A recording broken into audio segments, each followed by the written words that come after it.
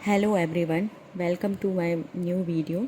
तो फ्रेंड्स, आप लोग कैसे हैं? आई होप सभी लोग अच्छे हैं और अपनी पढ़ाई कर रहे हैं। तो फ्रेंड्स, मैं भी अच्छी हूँ और अपनी पढ़ाई करने में लगे ही हुए हैं। तो जैसा कि सभी को पता है कि इस समय अभी फेस्टिवल्स का सीज़न चल रहा है, तो इसमें हम अपने टाइम को मैनेज कैसे करें, मतलब तैयारी के दौरान टाइम की मैनेजमेंट कैसे होनी चाहिए। और ख़ासकर उन लोगों की बात करेंगे जो हाउस वाइफ्स हैं और अपनी स्टडी कर रही हैं, तो वो इस समय अपना टाइम मैनेजमेंट किस तरीके से करें, मतलब कैसे अपने टाइम टेबल बनाएं कि उसमें अपना तैयारी भी करें और घर के काम वगैरह भी सभी को मैनेज कर सकें, और कब कौन सा सब्जेक्ट्स पढ़ें।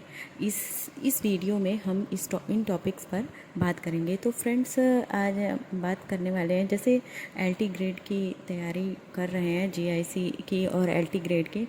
तो फ्रेंड्स, इसमें जीएस का भी पार्ट होता है। ये सभी को पता ही है कि जीएस में सभी चीज़ों को कवर करना पड़ता है। तो फ्रेंड्स, जीएस को हम इग्नोर नहीं कर सकते हैं और जीएस के बिना ये पेपर मतलब पास करना पॉसिबल भी नहीं है। तो बहुत सारी वैकेंसी भी देखने को मिल रही है, तो इस समय हमें लगे रहने की ज़रूरत है, मतलब अपना टाइम मैनेजमेंट करना ही पड़ेगा।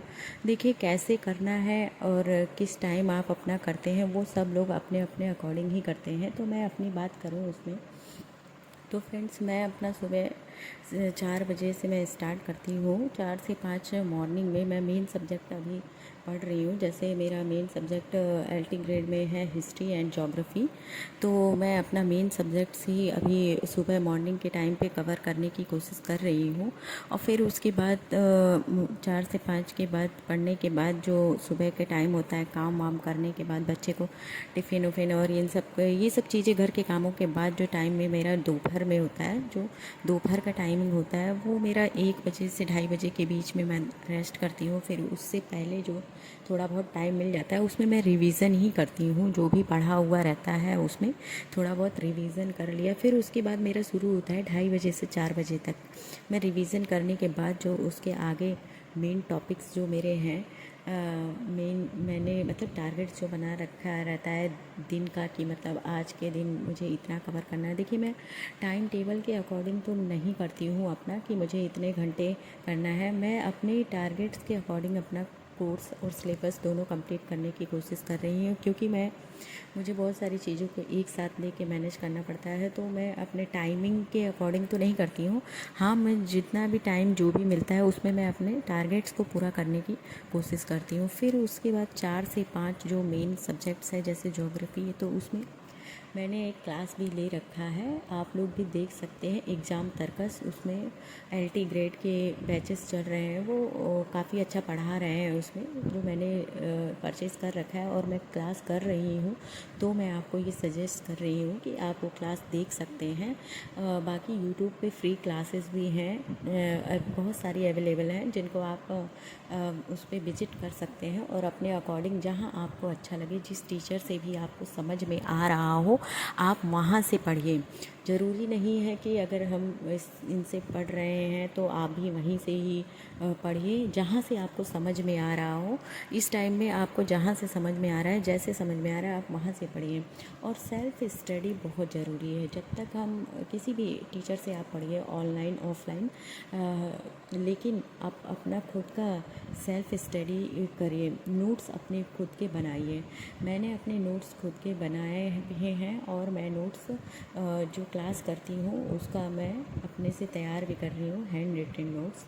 तो फ्रेंड्स, अभी इस समय में हमारे जैसे 45 डेज़ बचे हैं, तो उसकी एक क्या प्लान होना चाहिए, स्टडी प्लान। जैसे मेरा एसएसटी सब्जेक्ट है, तो मैं अपने एसएसटी के अकॉर्डिंग ही आप लोग को बताऊंगी कि आप लोग कैसे अपना प्लान बना सकते हैं।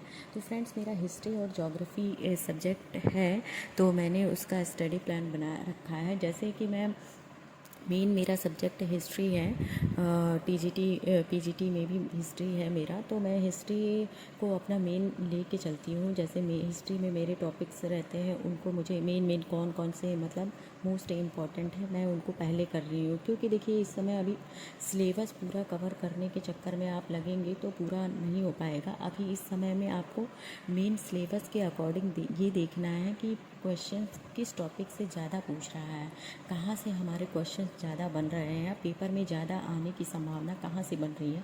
तो आप वहाँ से अभी पढ़िए, मतलब उस टॉपिक्स को पहले उठाइए, तो हम कम समय में ज़्यादा से ज़्यादा चीज़ों को कवर कर सकते हैं।